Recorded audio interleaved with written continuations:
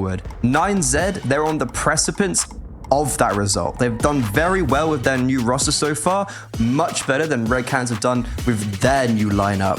9Z should be the favorites. Let's see how the cookie crumbles. I think that for 9Z, even if they don't manage to win this one out, this is going to sound like a really terrible thing to say, but with the amount of like higher tier CS that's been going on and teams kind of having to pick and choose what tournaments they participate in and, where they want to focus their priorities and so on, I think that Red Canids may have benefited somewhat from that, right? So I think that this is going to be one of their best opportunities, at least in Season 50, to get themselves a win and get themselves to that regional qualifier.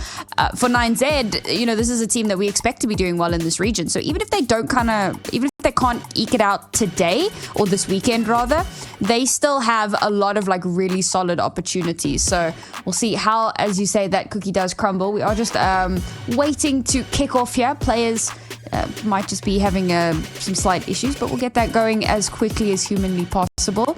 And I'm really excited because for those that know me, I love Train. I've been a big advocate of bringing this map back, and I'm so glad that we get to have it in the pool. And not only that, I barely ever get to cast it. I think the last time I cast this was when we were casting like Boomich at like the beginning of the year. It has been a hot minute since I've gotten to see this map, so looking forward to it. But there we go, finally the round is live and we can kick off this pistol. Map pick of Red Canids, 9Z starting on the CT side. Pickles Peak, if anyone doesn't know it, that's Wasso Peak. Just to clear that one up. What a name. Very aggressive early from the CT side. They're trying to get right into the faces of Red Canids. Lucan, the heavy hitter for 9Z, goes down. Very meek effort. At least there is one back from Urbano. Levy takes a bit of contact towards Pop, but also distances himself with that USP. 2-2 split for 9Z, and it's going to be Red Canids to ultimately end up on this A bomb site. They're trying to contact their way out as far as possible. They get out, but Levy spots them. Venom Zero, very low HP. It does get picked off, but it's Kawes on a burner for a double. Finally shut down, and it's the two new boys for 9Z up against equally two new boys for Red Canids. It's a test of who made the best roster change right now, and that's a very well-placed piece of utility, but it does not matter when Levy is hitting headshots like that. And taking that very early B stairs control is exactly what you want to be doing DC'd. as the CTs. Oh, that's rough. Unlucky, dude. We'll get him back in a mo. At least, you know what? At least it happened at the end of the round, right? Could have been worse. But yeah, so getting that early control, blocking out that space as far as possible, and denying kind of movement capability for the Ts. That's what you want to be doing for that CT side, and it kind of afforded them a lot to springboard off of, gave them a big numbers advantage, and it really limited what Red Canids' options were at that point. The B site was more or less locked out, and unless they kind of brute force their way in, they had to rotate. So they rotate over towards A, and again, 9Z waiting in the wings, arms wide open, and they can shut that down pretty darn quickly. So a solid start here for 9Z, but a little bit of a technical issue that might just slow that momentum down a little bit. At least, they did deny that bomb plant, so even into the next round, they should still have an advantage.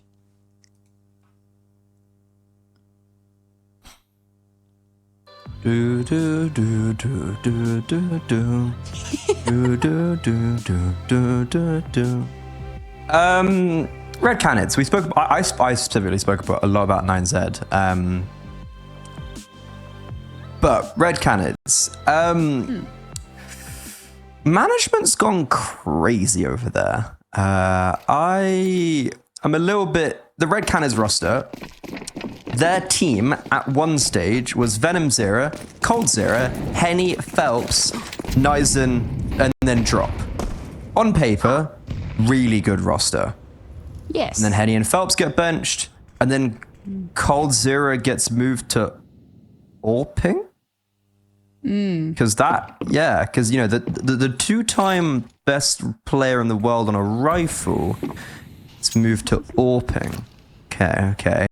I mean, to be fair, Fallen got moved in the opposite direction. Yeah. And that's worked wonders. So Yes, but there's no Kazakhstani kid cracked off Red Bull on this roster. Instead, they've kind of gone like... They've still got, as far as things go, a very strong roster on paper. Like, Kawes has played at 2 majors. He's made the Legends at the 2 most recent majors, right? Like, he had a successful stint on Pain, but as soon as he leaves Pain get better. History, as an AWPer, I like that roster move. That's the one that I look at Red Canids and I'm like, yo, okay. I like this. He was a part of my favorite South American roster ever, and that was Fluxo in 2023. They made the Blast.tv Paris Major, and they did really well internationally and won like 8 regional tournaments in a row or something crazy like that. They had a crazy time. But Red Canids have not gotten off to the best of starts. They've definitely more struggled regionally, whereas when 9Z have lost, it's against Sharks, Bestia, Fluxo. So 9Z have put themselves in a position where like, okay, we're just trying to challenge now the best in the region, and we're just slipping up there. Red Canids haven't got to that stage yet. And that's why I think this matchup is like 9Z should just be able to brush past them. And that's kind of what I was alluding to a little bit earlier as well when we had the map stats up. And I was talking about, 9Z have had good map stats against, arguably higher caliber teams. And so that kind of carries that little bit more weight. So first 2 rounds, second round goes pretty much as expected based off of the first round results. Now Red Canids, with weapons in hand and a smattering of utility, have a bit more of an opportunity here. 9Z have opted to play that little bit more passive. We have posted Lucan up into a nice little spot there to potentially try and create that crossfire for B stairs, but... This is crazy, Reed. This is crazy. The only information 9Z have is that Lucan has main control. And he's actually just given it up anyways now. That smoke, when that smoke fades in A main, there is no information anywhere on the map for 9Z, yet there's 3 of them currently on the B bomb site. Red Canids are going to go B. Do 9Z hold this? I think they will. I mean, currently they're kind of, they're holding on to their utility. They're, posturing for this. So it looks like we are going to hold fast here. Oh, no follow-up on the flash. But it does give them that much-needed info. And with still a smattering of utility available to them, they can keep kind of stalling this out until things get uncomfortable. But now Red Canids down to the 40-second mark. So changing direction, pivoting away could become difficult. And there's possibility here for a potential lurk. Now that exec utility starts to come through, pushes 9Z off of their angles into slightly more uncomfortable positions, but there's the utility. There's that slow down. Unfortunately, Venom Zero cracks things open, gets that first kill. They're not expecting the 3rd man, because honestly, who would be? Nice little triangle set up there. The reinforcements come through quickly, and that round is over as quick as it started. Sorry, can we get a replay of what Levy's just done to them on upper? Like, Max, we were seeing Max. Max did amazing. He did his job to a T. But Levy wins that round outright for 9Z. Please tell me I just want to see what he actually did. So Levy just kills everyone, by the way. Like, he single-handedly wins that round. Not only did he get the kills, but he's the one putting the flashes down on upper, getting the Molotov down lower, and then the smoke, funneling them through upper. He was the orchestrator of that round. And he's sitting 8-0. He's like a dear player to watch, for God's sake. But this is much quicker from Red Canids. No messing around. They're charging onto the A bomb site, but they're meeting Levy again. He's up to 9 kills without falling. And this is so far flawless. There is a player in a smoke. Drop will get revenge and finally... Yeah, that's actually quite annoying. Levy's died. But that's 4-0. And 9Z have lost 2 players in the last 3 rounds. It was a tactical death because 9 divided by 0 is 0. Now he has a KD of 9. There you go. Did it for the stats. He could also buy into an AWP now, which is also terrifying, just kind of in and of itself. And obviously that being a bit of an anti-equal round. I don't want him on an AWP. What do you mean, brother? We want to. I want him on an AWP. He's 9-1. Stay on that rifle. Yeah, but what can he do with an AWP though? Like, surely it would be that much better. At least that's what my thinking. But again, I'm just like an AWP bias. Like I'm an AWP merchant. I'm very keen to see that. He should go for an upper peak. He's got the spawn. He's probably got the confidence. He's not going to. He's going towards Ivy.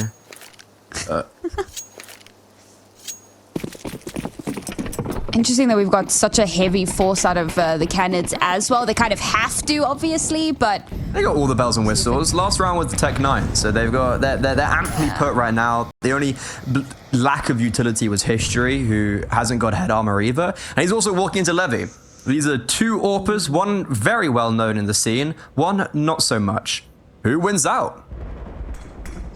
Do they actually come face to face though? Like there's a bit of posturing here. There's a flash, gets him off the angle. Oh, maybe a little bit too confident there. Yeah. History with the history. Gonna be able to knock that one out. Maybe he should have stuck on the rifle. Too little too late, unfortunately. And now Red Canids have an opening, but not committing just yet. Poking and prodding, got that information. Now we cut noise a little bit. We do have Venom Zero kind of inserted over towards the A site here. That could create a nice little pincer. But again, 9Z have a pretty decent read on this. We've still got two players back towards the doors, you know, towards Lucan's going the back of A site. Oh, he's rotating. And that's the power of cutting noise, right? They had no idea. Now you're getting a little bit paranoid. But here's the thing. Look at where Max is. He's way into their spawn. Does he clear? Wait, is he actually going to see anyone? Oh my god. Oh, no. He doesn't clear. And then also, that's information. Wasso Peak goes, okay, no one's towards Ivy. Oh, it's excruciating. Everyone's rotated off. And now all the information, Wasso Peak's like, dude, what do you mean they're out A? Oh, that's painful. And they've just gotten the site completely for free here. Lucan has picked up the AWP. Unfortunately, not going to be able to get too much with that one. And that should be done and dusted for the Red Canids. I mean, realistically, a retake here, it would be a bit of a tough ask. Maybe we can do a little bit of damage, but I'm not sure that we actually get the full retake off. And it doesn't even look like they're going to attempt to go for it. Okay, I don't know if saving was the play. I mean, they've got so much money. But there you have it. Good round from the Red Canids. What can you say? Oh, no. Save is so legit. Like, they're not winning this round. They've got no util. They lost the AWP already, which I think was actually very negative for Lucan. I don't think he should have been going for that play because Red Canids, they get the bomb site. They are honed in on connector, pop, and backlines. And Lucan going for a solo push without any trades is very silly. Regardless though, 3 players save is completely fine. That is one of those rounds where Levy, we see flares of that inexperience. We see flares of the, oh, I can just peek because I normally hit the shot, which is a pretty big thing in South American Counter-Strike. Like, that's why we see a lot of these highly rated AWPers and a lot of decent AWPers in past come from this region in their own settings, but then when they go international, they struggle. Levy overextends, and then it's pretty poor form that Max doesn't clear Ivy. Like he doesn't make any effort to actually clear it. He gives it a little wiggle. That's it. So it's one of those rounds for Red Canids where they do everything right. You know, fair play to them. They win the round. But is it something that's replicable? The jury's yet to be sold. I think it's, you know, it's one of those folly of youth things for Levy there. Also not necessarily expecting that you're going to be running into an AWP if you re-peak that. But I don't know. That's a pretty, like, that shouldn't be it, though. You shouldn't be like, oh, but if there's a rifle, I can re-peak it.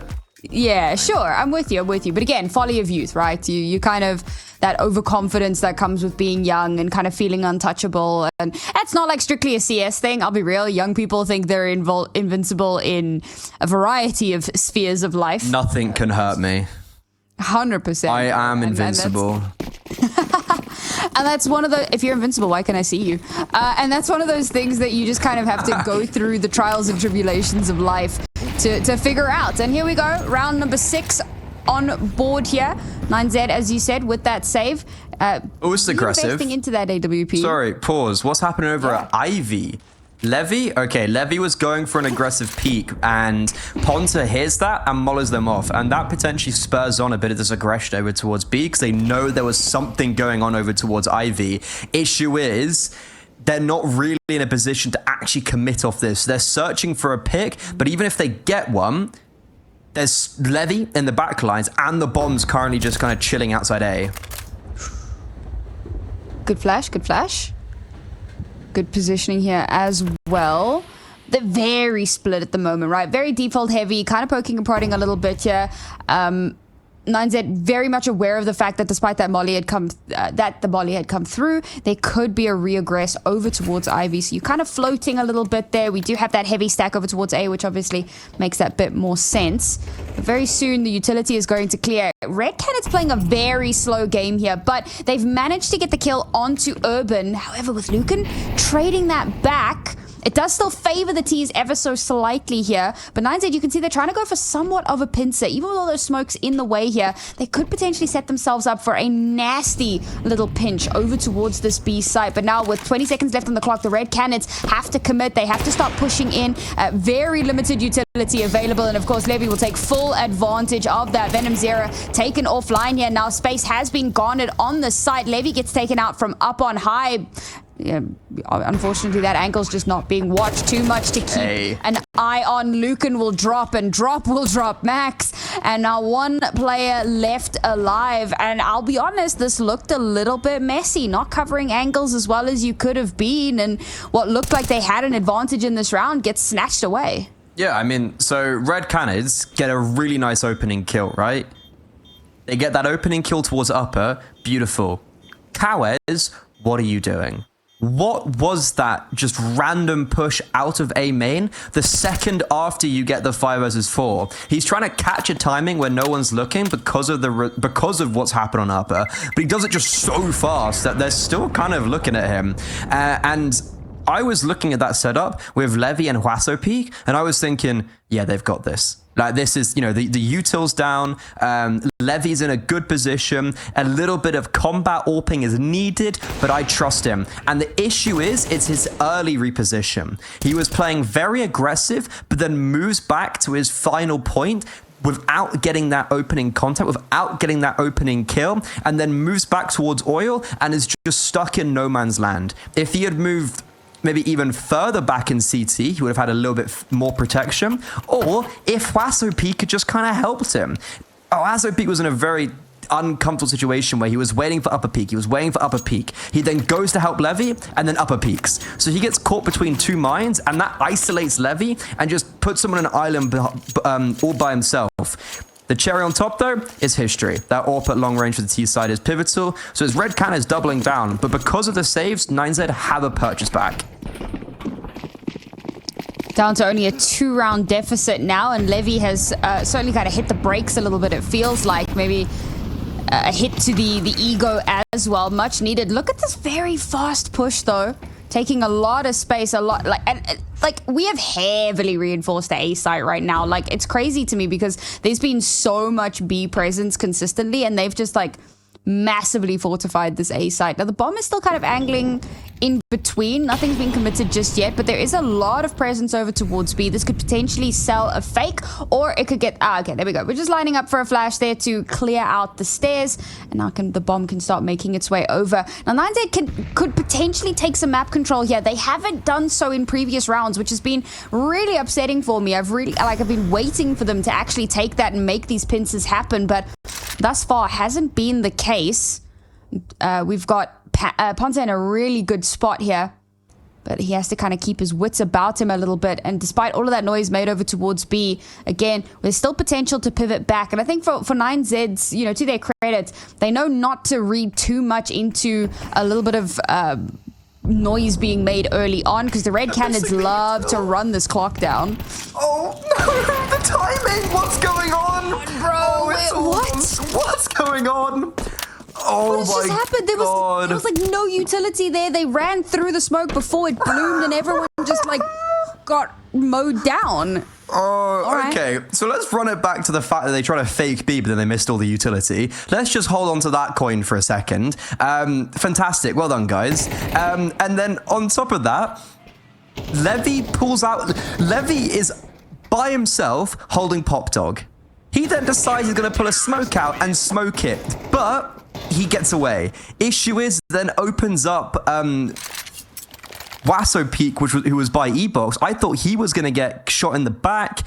That's so messy by Red Canids. And 9Z get really lucky that the players on the A-bomb site hit these shots. Like, the fact that Max is able to get his kill in A main gives Wasso Peak so much space to work with because he can just focus on that pop. But it's an idea for Red Canids that just goes so awfully wrong in execution. But I was saying, like, for 9Z, they know, right? They don't react quickly to noise being made because Red Canids often just run this clock down. Now, finally, a very aggressive push in towards this A site, but we've managed to garner a little bit of information there just over top of smoke. We've spotted out one head, but is that enough to kind of keep them in a contestable position? It's getting a bit messy here. We're just kind of running out. Wasso Peak will get one onto history. That's good. Take him off the board here. Keep that 1-for-1 trade. But the bomb's already been planted. It's just been a matter of seconds, and now it's a scuffle with very limited utility available. We're continuing to kind of trade back and forth here, down to a 2 versus 2. We're taking our ones, but it's Levy all alone with an AWP to try to retake this. They know exactly where he is. Oh, Team Flash gives Levy exactly what he needs. Picks up the AK, but time is ticking away. He doesn't have a kit on him. He'll tap the bomb. Does he know he doesn't have a kit? Does he know the time's not on his side? And perhaps so, as it looks like he is just going to have to back away here. Can't even recover the AWP, and it felt like if he'd had that kit, maybe there was a chance, but unfortunately that round goes awry. Yeah, he had 6k if I'm not mistaken. He had 6 big ones. He didn't have a kit. What a round. One of the rounds of all time. Vast play from Red Canids. It didn't work the last time. They did it on a Tech 9 round and they got completely mowed down. Wasso Peak makes that really instant decision to go, I'm flanking Ivy. Why is Max then pushing through connector and getting killed before Wasso Peak's in position? They need to be playing around him more, and Max throws that away. Unfortunately as well, the CT model doesn't spread, but it's a very good effort from Levy. He's playing superbly, but maybe next time buy a kit. Or Pontonos. Oh, okay, that's a great opening kill. That's kind of what they were hoping for a couple rounds back, just from a slightly less aggressive position. It's the exact opener that they need. It forces Red Canids to kind of hit the accelerator a little bit yet again. They've already cracked open this B site, left relatively unguarded. Now, full retake scenarios. I say that, bomb not planted just yet, but should be put down relatively easy. 9Z kind of stuck behind a wall of smokes in a variety of directions, and despite that, Levy must have spotted out a pixel. A shot through the smoke there will help them maintain that player advantage. History perhaps looking in just the wrong direction. The HE, oh my god, Wasso Peak just that much better. Now Cow is in a 1 versus 3 scenario, and yeah, I think we fully realize that this is an unwinnable scenario, but that was some heroics from Wasso Peak. That is a scary scoreboard to look upon. Wasso Peak and Levy both reaching double digits, and Lucan hasn't even come alive yet. Wasso Peak, Levy, and Lucan are kind of the main trio, the main contingent, as you might say. And I think a lot of people have been potentially looking at Wasso Peak and wanting more out of him, because he has got that talent. And in games like this, we're really starting to show it. He's taken things into his own hands. He's getting those opening kills, and he's closing out the round. He's making very demanding moves, and he's going to be needed once again. That's a great Molotov, again, to just stop out Cowers, who was trying to be set up to win out this round. But Wasso Peak is just making it so there's no space for him to work with. Already a massive early opener again. But of course, with this being a little bit of an anti-eco, got the one hero AK just to try and kind of get them through as much of these reinforced lines as possible. It doesn't look like that's going to be the case. It's been dropped, it's been recovered, but down to only 2 players left here as Vedemzera himself bites the dust as well. We're just playing past the parcel with that rifle. It's only managed to get 1 kill so far. Can it do that little bit more? Just that little bit of economic damage, that little bit of extra cash in the pocket. A bomb plant seems nigh on impossible now. They're kind of inching over towards the B side. And the funny thing is that if they tried to go for the A plant, it might even work for them. History with the double kill. And this is actually doable.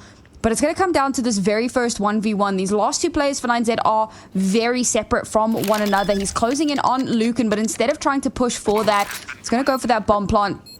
And that's going to kind of put the pressure onto 9Z a little bit more here. This time around, no mistakes being made with kits, but they have managed to kind of meet up, at least to some extent. They can set up somewhat of a crossfire. First player is spotted out, but now History's position is completely known and telegraphed. The smoke to come through to cover that bomb. He's going to stick it. He's just going to stick it. History, you've got to do something. And oh, he's just to the right. And with the sneakiest defuse we might see today, 9Z go up by another. Okay. It's hard to look at that round for Red Canids and be happy because you lost, right? But the only investments was armor on Venom Zera, an AK on Kawes, and a little bit of utility. You bring everyone down with the ship, and History saves an AWP for himself. The bomb goes down as well, so look at how much money there is on Red Canids. If they're able to win this next round, they break the money of 9Z, and all of a sudden, that eco that you lost, all of a sudden, you actually won it, basically. So this is shaped up for a Red Canids 5-7 half, which would actually be very impressive considering how much they've been on the back foot, right? I think Huaso Peaks had, yeah, feeling the pressure there. So many players pushing in down Ivy, lays down that smoke, looking to see if he can catch something. The Red Canids will use that little bit of cover to just kind of thread the needle a little bit here, but there's a potential pincer to be had. Unfortunately, it's Max who's going to be the one pressured and pushed. How? All right, cool. History, not even a quick scope. Managing to win out that duel, and this could be a foregone conclusion. The bomb is basically in the CT spawn, which is hilarious, but it's going to start making its way over towards this A site. Now, there is still a world here for 9Z, and with that kill, they're starting to make this that little bit more contestable, but we kind of lack that little bit of information. Sure, last seen 3 players towards A main, but are they still there? Have they pulled back? There's that little bit of extra time here to work with. Ponta can't get the shots to connect. Levy with the follow-up, and suddenly a foregone conclusion is a contestable scenario. Bomb still not planted, still have 30 seconds to go, and now they will be able to get that one down. Urban dangerously low here, but a little bit of damage. I mean, it's an MP9. If you can get up close and personal, you can certainly make some miracles happen. Now they are going to be pushing together, playing off of one another. The boost up over the top. He gets spotted out, and Drop will win out that confrontation. Urban swaps over onto the AK, but they know that he's there. It was a boost, so they're just going to fire on through, and he cannot get the shots to connect. Canids go up by 1 and very close to that 7-5 half that you alluded to. Kawes wins that round outright within the 3 versus 2 for 9Z. He's played so late towards A main that Levy doesn't expect him. If Kawes doesn't get that kill and isn't in that position, 9Z win that round. But it's monumental that Red Canids bring everyone down. They eliminate every single player because look at the economy. Even one saved AK could have made a big difference here. We're going into the final round of the half. Red Canids are looking for that comeback, and there's 3 MP9s. 3 MP9s for Mass and a Deagle with barely any utility to work with.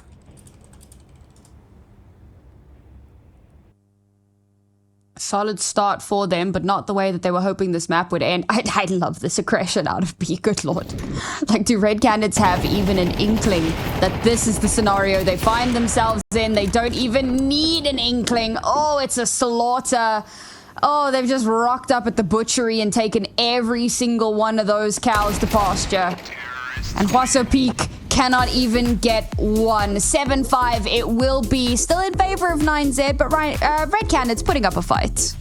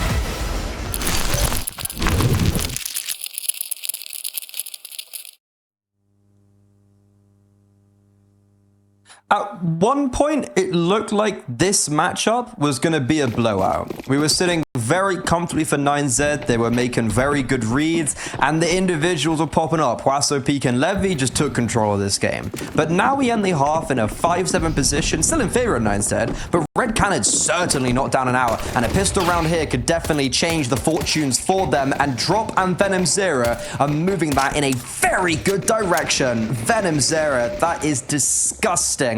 And now Huaso Peak with the bomb on his back and in the known has a 1 versus 5 on the cards. He does get a Goosh on Kawes, but that's all he's going to be rewarded with. So a pistol round here legitimizes now that comeback at the end of the first half. Very cool. I mean, worth noting, of course, that, so I mentioned previously that they had played on this map previously, and that time it had ended at an 8-4 half in favor of 9Z. So close to that score line, but not quite the same.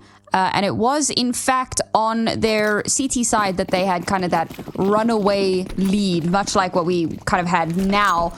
And then, you know, over on the T side is where they had closed it out. So we'll see if that trend does continue. But unfortunately, without a bomb plant, it means that they have no weaponry, no utility, nothing to speak of. Just a little bit of gumption, a little bit of tenacity. And we'll see if they can maybe just get a little bit of damage done here at the very least. Zero tenacity aren't playing. We're in South America. That's why I said they have tenacity. It's not zero.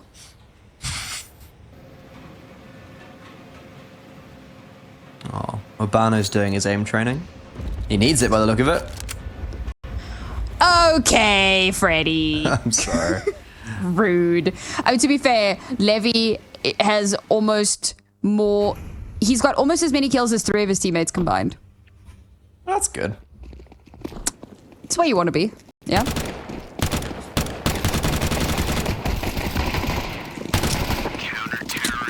The eco round, done and dusted, as you expect, but the important factor is that it was flawless, so everyone comes away pretty comfortable, and History didn't even put into the previous round. Pretty good inkling that they wouldn't buy because of no bomb plant in the pistol. So he's rewarded with a AWP in the first gun round. Levy did really well in the city side, as by his kill count, but there were also impact kills, right? And with the rifle. History definitely stepped up towards the end of the T side. So now with the AWP very early in his hand, I'm looking to see if he can mimic some of the magic that was produced from the youngster. I'm not gonna lie, that CT side performance is a yes but no from me, because 9 of those 15 kills happened in the first 3 rounds, and then... And one was I mean, like, there was still... He won a gun round single-handedly, at least. Sure. I'm not taking anything away, but I am saying that, like, he definitely kind of foot off the gas a little bit after those first 3 rounds. But certainly an outstanding performer, topping the server. You can't take that away from him by any measure. We'll see now if he can step up to History. He's lost that duel previously. Looks like 9Z also gonna run out the clock a little bit here. Wait for the opportune moment. All right. Not quite the moment they were looking for, but when opportunity knocks, you have to answer. Unfortunately, History will be there to trade that back. Max, however, finds himself in a good position to keep that ball rolling ever further in their favor. 3 kills from Max. And it's Huaso Peak with the final kill of the round. Canids, rather 9Z, back in the driver's seat. It's actually really scary when you look at a 9Z roster and you have every individual that can have a round like that. Like, you know, we've been putting a lot of the emphasis on Levy and Huaso Peak, and then in the pregame it would have been a lot of Lucan because of just how crazy that guy is. But then to have Max, who's able to roll up his sleeves and lead by example and produce a 3K like that, that's very dangerous. And that's a really good look for 9Z. And especially in the short term, in this matchup, the fact that they lose, what was it, like 5 in a row, Red Canids, even the scoreline, but 9Z shut that down. They kind of close out any worries and regain the lead, regain their confidence and say, no, we're actually looking to close this out 2-0, and that's exactly what we're going to do. Another timeout taken here by the Red Canids. I think very much a necessary one. Weren't expecting to lose that 3rd round quite so in such a fashion. Hopefully whatever that was discussed there nets them some results. Oh, what a flash. Okay, at least Max is there to trade that off, but the timing on that was fantastic. As the footsteps approach, we'll just completely blind out anyone trying to make their move. But that has, in a way, gone in favor of 9Z. Can they capitalize, however? No, it's going to be Ponta not only getting that first kill onto Huasapeak, but also Levy has been chunked dangerously low. But 9Z have zero real estate at the moment. The Red Canids have full control of the map, but it's kind of surface level. It's, they don't really have any active control, and it's very much just a case of, now that 9Z have cut noise, where are they going to be coming from? Moving down Ivy, there is at least still eyes on that. Are they going to be ready for it? Looking like we've got that AWP looking to open things up. It does get shut down, but it'll get traded. Now 3 versus 2. 9Z still have so much time to play with, but have to go for perfection. Luca unfortunately does get dropped, and Max is now all on his own, doesn't have control of the bomb, and surely you've got to think it's a save angle. I think if he saves, they can buy next round. At the very least, they'll have one rifle. Yeah, I mean, the benefit of him having money in the reserve is that if he does save and they go for a half buy kind of around the save rifle, say Levy also gets a hero AK, they still will be able to then purchase up in round 18. So it looks like, yes, he is going to go for that save. Is he going to be allowed? Because they know he's here. They know he's in the back lines. Okay, Cowers hunts him down. Max dies a second before the time ticks 0. So they lose the rifle. He still gets the loss bonus. That is a very dominant round coming out from Red Canids. And 9Z, they went to plan B. They went to just walk through as a contingent through Ivy, and they get mowed down. I'm seeing a lot of, like, dry stuff happening, right? Like, there have been some fantastic flashes, but there's also been a lot of just kind of swinging. Yeah, they were trying to contact him with the AWP, and the AWP just, there's so many angles to watch. It's pretty hard. Yeah. So it's a tough one. It's a tough one. We go again into the next round. Once more into the breach. Into the breach? That's a UK org. Was. Oh my goodness. Was. Like, let's... Oh, I mean, this is just not going well. Even with the few guns that they had available, they had that Tech 9 as well. Just trying to make some space here, but... I've got to give it to Red Canids. The amount of pressure that they've been laying down, the utility that they throw down early on in the round, and then they kind of keep holding these advanced positions, and 9Z kind of feels like they have nowhere to go.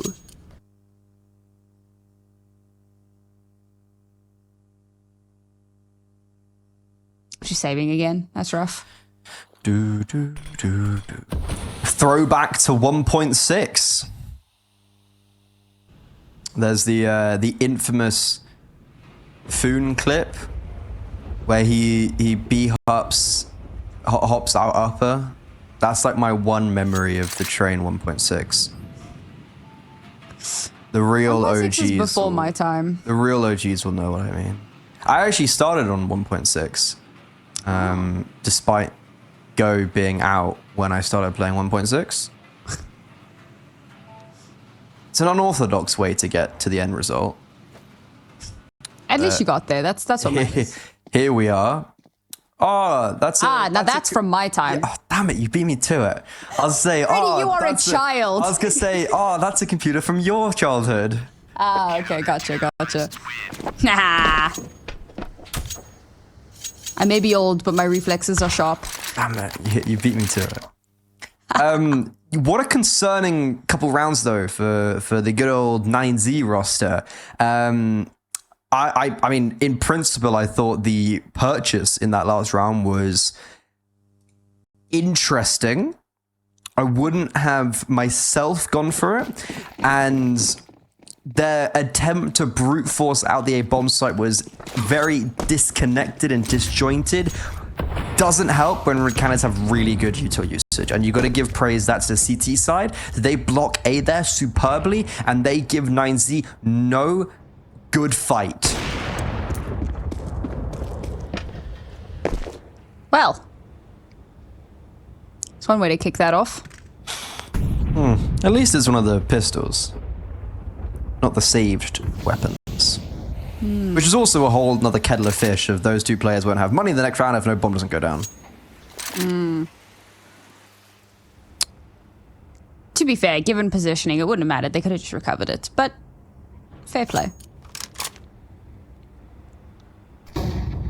9Z now definitely feeling that pressure.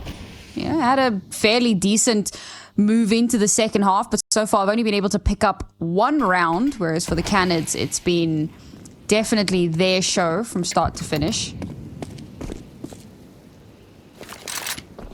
And again, we're just going to kind of run that clock down ever so slightly.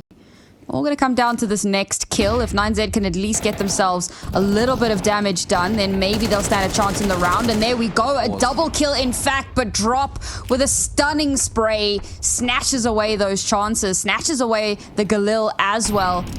So it's just... Oh, there we go. Recovered. Nice. The round is saved. Wait, look at Venom Zera. This duel's really important. Oh my god! Lucan! Bye-bye. Okay. And he even hits a second. There's so many layers to that is just phenomenal for 9Z. It's the fact that Levy anticipates Venom Zera's flank. It's the fact that Lunka with the Galil just goes, nah. I'm gonna one-deke them. And the star boy, the big-time player of 9Z, who was sitting on 6 kills leading into round 18, just wide swings and ego peaks 2 of them. Drop did so much to drop 2 here. He gives his team the favorable opportunity, but with only 2 safe weapons, 9Z throw the rulebook out the window. They don't get the lead, but they even up the scoreline and change the whole outcome of what I thought this game was going to be. I thought Red Canids would run away with it, to be honest. That was a nasty round. I'm still kind of reeling from the fact that it was a double deagle dink that just takes them over the line. Our first one is mental. And we were kind of on the fence about who our Kadir player to watch was going to be, and we'd kind of like angled over towards Lucan. And while it's been a slightly more quiet affair from him, certainly has had some high impact moments, that just being one of many. And despite Red Canids having such a good start to this half, we've still got Ponta on a less than ideal buy here. But they have managed to get that opening kill into this round. Lucan, just the very player that I was singing the praises of, gets taken offline, and that's going to create a big gap in this attacking line. See if they can find a way to recover from that. Now Red Canids kind of pulling in their forces a little bit, reinforcing themselves, making sure that they can kind of pivot off of each other. No one really poking and prodding the map too much, and I do understand why you kind of get that little bit of nervousness playing that slightly more passive angle, particularly because 9Z have had some kind of nasty aggressive rounds. But again, we're back to just kind of running down the clock a little bit. Yeah, waiting to see if there is an aggressive push. Currently nothing doing. Ooh. That's information in favor of 9Z, that there was an attempt to play towards Pop, but to no avail. And it looks like they're going to congregate. Attempt to congregate towards the A-bomb site. Wasso Peak, he's got a very favorable fight against the MP9, but good play from Ponta just to drop off, not even remotely challenge that, and just join up with his teammates to decimate the individuals coming through Pop and A main. It's another one of those contact plays that you were talking about that you weren't too much of a fan of, and I'm starting to agree with you because I don't really understand what the point was there. Everyone dies for 9Z and no one is a casualty for Red Canids. I mean, I'll be honest, when I see 2 players kind of making their way up towards Pop alone in a funnel position, and you've got 3 players holding down the site, and sure, they're checking a variety of angles. They kind of have to. They've set up that triangle, but all they have to do is kind of turn around, and those players, as they start to put, and the worst part is that it wasn't even like a 1-2 swing, it was like a 1-for-1 thing. The bomb had been dropped and the follow-up was nasty. Yeah, just not entirely sure what the idea was there. Unfortunately, 9Z, it feels like they struggle to stabilize, struggle to like figure out what, you know, in the mid round, trying to figure out, well, we've lost a player early on. The original plan we had has gone to heck. What do we do now? And at that point, it feels like things kind of start to fall apart a little bit here. Red Canids have taken the lead. Double digits as well. Forced 9Z back down onto somewhat of an eco. One rifle in there. Just for that little bit of extra punch. Maybe he's going to have a tall ask ahead of him. His topping of the server has been kind of snatched away from him. Drop has actually had some really impactful multi-frags as well. Been very impressive to see what he's been capable of this evening.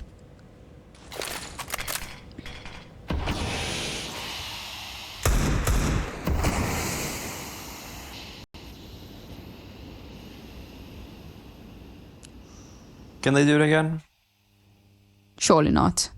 I think Urbano's got 1 kill this half, by the way, and it was on that Galil round. That was a valiant effort. Try get Levy activated with the AK. Good old human flashbangs. Ooh. Oh. Okay, Luca, just stop using a rifle. He's had... Well, to be fair, he did whiff a couple of shots on one of the players prior to that. But... 1 deeks. I mean, Urbano's got 1 kill this half, and it was in that Galil round. Lucan's got 3. 2 were in that Deagle round, and then 1 was just there. So, Lucan and Urbano are not doing anything. Levy's got 2 kills this half. It's basically just been... And I think Wazopig's also got like 1 or 2. We're going into round 21. It's basically just been Max, and then that 1 round with the Deagles. That's not another multi-kill round for Drop as well. He's quickly becoming one of my favorite players on the server. He's eco-fragging. It's just... what I mean, it's not just eco-frags, alright? 20 and 9, they can't all be eco-frags. As bad as 9Z's economy has been up to this point. Okay, we'll keep things a little bit hot to trot here. Taking a lot of util damage as well, though, so we've got players very, very low in the health department, and that just means that it becomes cleanup as soon as they peek through. As soon as you find even a pixel through the edge of a smoke, you can follow up quite nicely here. Now, they are on the site, but the chances of them actually being able to get a bomb plant, well, whatever chances there were, slowly kind of slipping away from them. Ponta is literally in no man's land here, but the potential for a pincer is there. And there's certainly that kind of spidey sense tingling as Max has checked it a couple of times. But here we go. We'll go for another check. Oh, the timing on that is beautiful. It brings it to a 2v2. Where have Red Canids gone? Oh, they've read so badly into this. They've repositioned over towards that B site. Now, A is open, but a quick rotation is certainly possible. Is there enough time here for Levy to at least get that bomb planted? And I don't mean time on the clock, but time from Red Canids. Will they allow that to happen? Still so paranoid, checking every single angle, not willing to... Oh my god, he's slipping through the B side. There are so many layers to the paranoia that we are experiencing. What can come of it? Max does finally get that kill, however. His teammate dies on the other side of the map, but that's information garnered for Levy. With the bomb planted now, this is certainly doable. Footsteps have been heard, knows exactly where he is, and he will win that duel, and 9Z gives themselves a stay of execution. Got scary then. Venom Zero read into where Levy was post-planting, but Levy hits the shot, and he finishes off what Max started. I came into this round saying it was all Max in the second half, and he reiterates that point. 3 kills in such high impact. That second kill, the reason why Red Canids started to rotate away from the A-bomb site was because when Max got that second kill, his death cam, he faked that they were running away from A and potentially towards B. Also, when he faked out the noise and got that third kill, it drew them closer towards him. He faked, and then he knew someone was going to push out pop. He played that to perfection. He's the in-game leader for a reason. His brain is humongous. He aims. He's got great strats. He outplays. What more do you want? And now we need to see someone else from 9Z step up. Levy stepped into that position last round. We need more from Wazopig and Lucan alike. And for the Canids here, I mean, this is such an important round because if they win this, then obviously they go to map point. But if they lose it, their economy is going to be in tatters. And that gives 9Z an opportunity in the next round to get themselves to map point. So very much on a knife's edge here, kind of across the board because again, or rather conversely, if 9 Canids win this round, then it's 9Z who are in a really tough position. And then the round, the map is probably over. So both teams certainly feeling that little bit of mounting pressure here. Hasn't affected the pacing though. We'll continue with a slightly slower approach to this one. With 30 seconds remaining, we've made our way in onto the site here. With relatively little utility used, the contact play this time around actually does net them some results. The MAC-10 sings, continues to get kills through, but history... Well, if history has taught us anything, it's that if he's still around, he can still make a play. Bomb has been lost on the site. A third for the AWPer. And Urban now last standing. Has to make a miracle with bomb lost. 6 seconds on the clock. It's going to have to be the save. I was actually just thinking of SARS round. History hasn't had a very good second half, has he? Like, we were kind of hyping up this whole AWP versus AWP head-to-head. And if I'm not mistaken, History had like a kill or two going in the second half, going into that last round. So that's a massive step up from him. He is exactly what Red Canids needed. Drop has had this massive revitalization in this second half. And then History single-handedly wins out this round. It was a 2 versus 4. And that second shot was ridiculous. A nice little micro adjustment, a flick in the air. And it's actually going to be the third tactical timeout for Red Canids going into the potential final round and a half. They won it, but that was a 2 versus 4. So it's a massive blunder from 9Z, but fundamentally around for Red Canids, they didn't play well and they got saved by their AWPer, their newest recruit.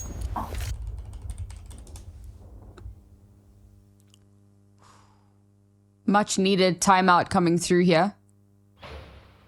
Everything has to be so perfect, and unfortunately, it does come to pass that 9Z are going to come into this round with very little. I mean, I say that. 3 MAC-10s on a map like Train, you can certainly get value off of that.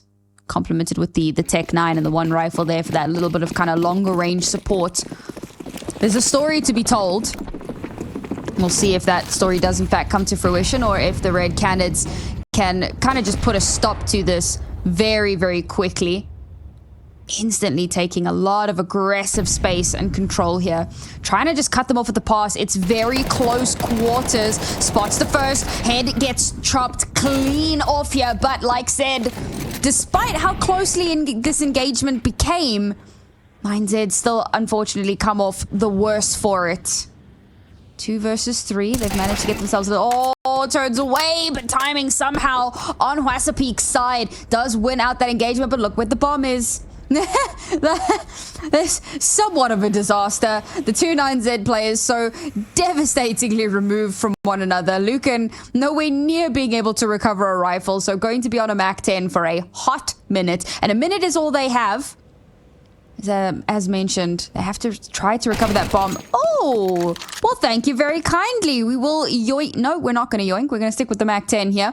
That brings it to a far more doable scenario. Now Drop in a little bit of trouble because the potential for a pincer here is quite devastating, but I think 9Z still with a little bit of time here, and yes, regrouping and pushing this as a duo is the correct call, but there's some utility here. Beautiful use of the Molotov. Gonna stall that one out, try and buy time as much as possible. A smoke to follow as well, just to keep things spicy, but unfortunately can't keep it going for too much longer. What appeared to be an unwinnable round with the bomb lost in bloody Narnia, and somehow 9Z bring it back. Finally, Huaso Peak decides he wants to shoot back as well.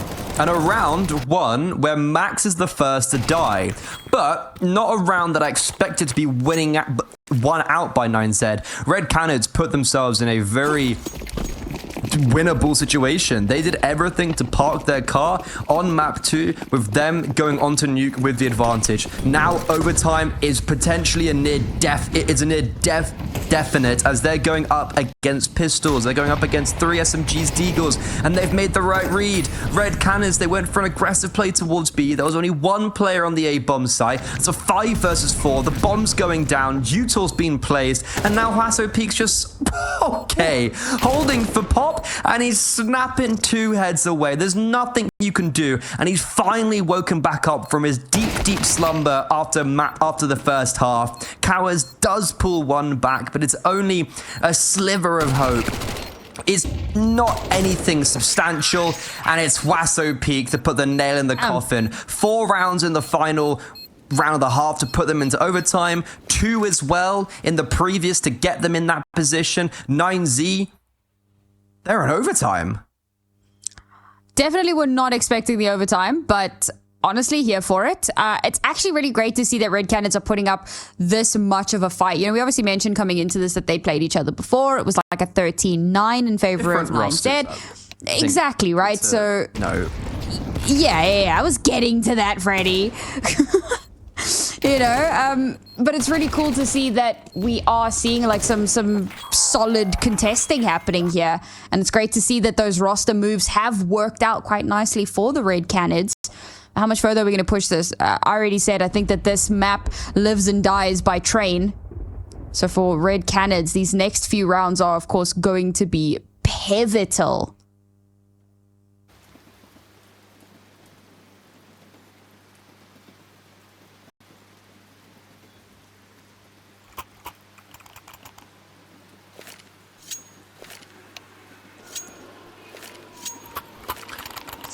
A new beginning.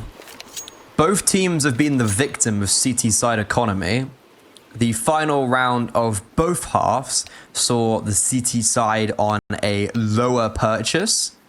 Never ideal when you're fighting for such high stakes.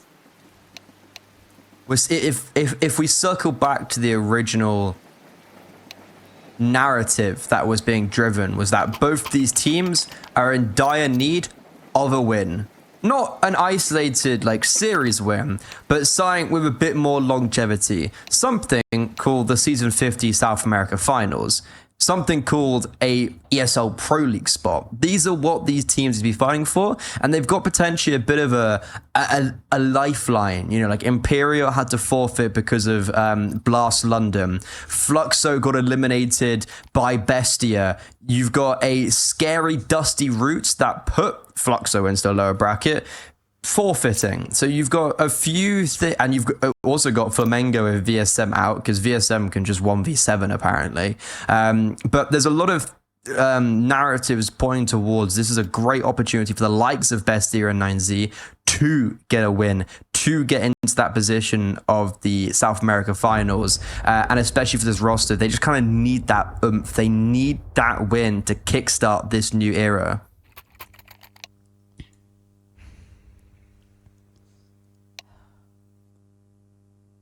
As I was saying a little bit earlier on as well, right? Like, it feels like for 9Z, I mean, obviously you want to win this one, and if you could win all 4 of the cups, even better, because then you just get like an instant invite to Pro League, and we bypass the regional final entirely. That would be crazy if they did that. That would be nuts. But at the same time, even if they can't win this one, like I said previously, I think that they will have a lot of opportunities. However, I don't know, man. I suppose I made that statement thinking that the Red Canids were just kind of by default going to be the weaker side, kind of on the back foot from start to finish, but they've certainly proved that wrong. They've certainly proven that they have a little bit of bite, can go with their bark. And we jump into our first round of overtime here, and already the pacing has been switched up. That flash is nasty, but 9Z will take full advantage. 2 very early kills onto the Red Canids. Red Canids maybe getting a little bit too big for their britches in that round. And they've hemorrhaged 2 players away. Yes, they've done a little bit of damage, but how much of a difference is that going to make? 9Z haven't garnered any map control, though. That's all kind of happened in their own half of the map. So there's still a lot that can be played with here informationally. Oh, nice shot from Ponta. Max, I don't know, a bit of a whiff there from him.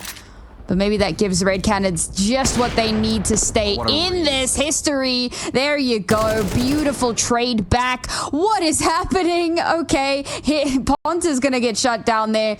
Now somehow 9Z have taken so much map space. The Red Canids been backed into a corner.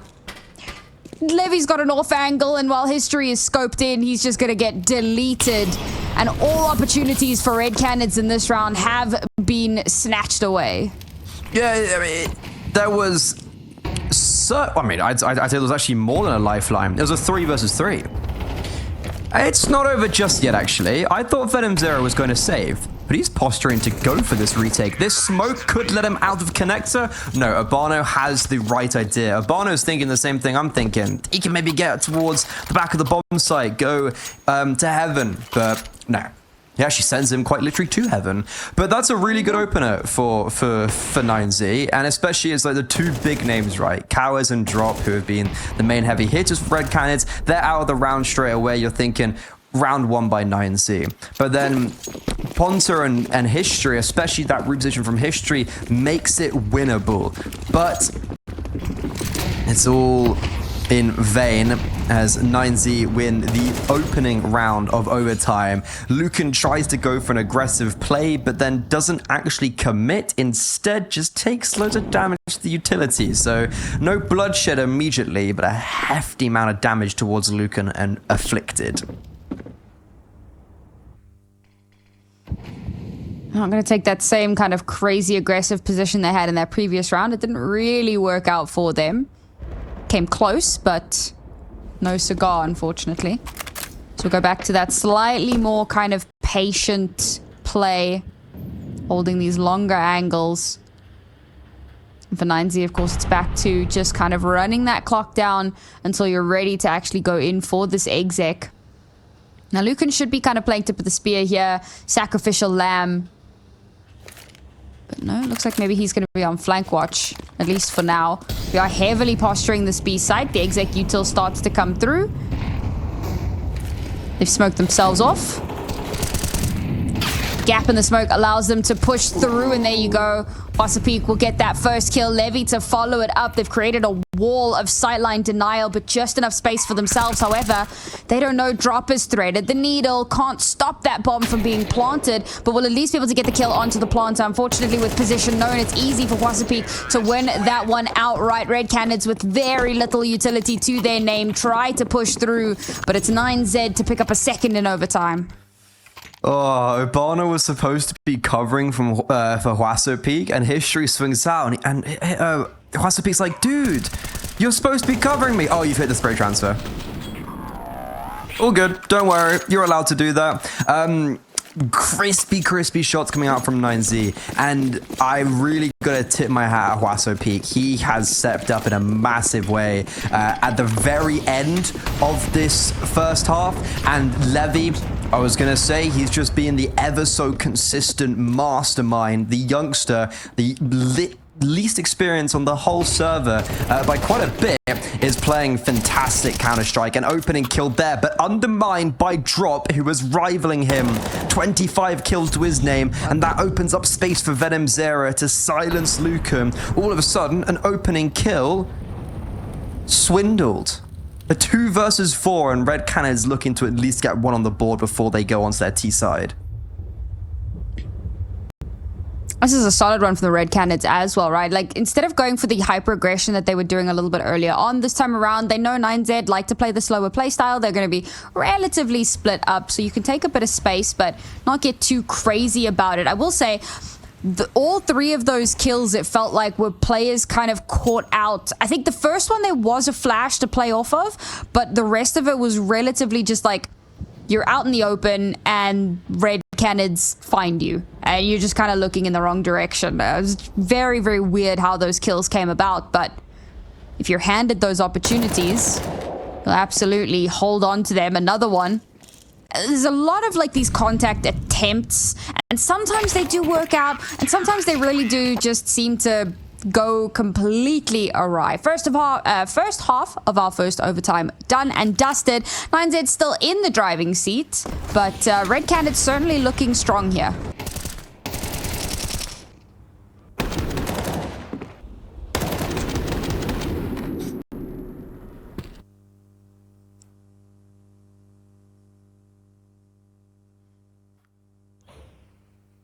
I like this Levy guy.